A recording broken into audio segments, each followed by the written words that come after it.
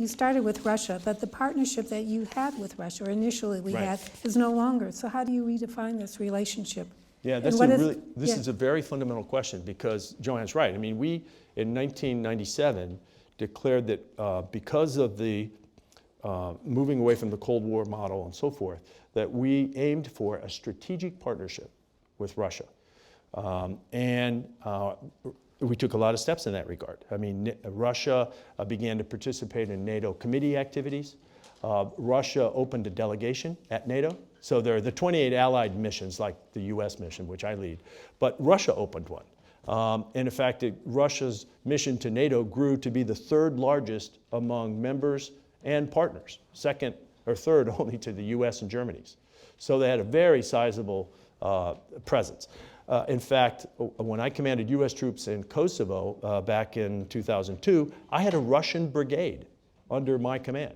We had Russian troops work for NATO in Bosnia. Russia cooperated with us during this period by opening supply lines from the north down into Afghanistan, giving us a supply line alternative to the lines that came out of Pakistan.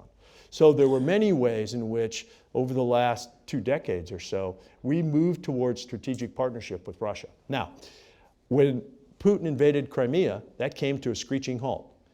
We cut all business as usual. We restricted access to NATO headquarters to only 4 Russian diplomats. They do not attend our committees anymore.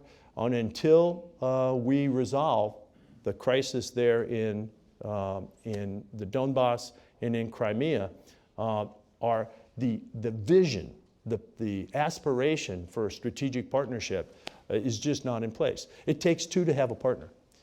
We're willing to move back to partnership, but NATO's got to have a partner, and Russia's got to behave like a partner.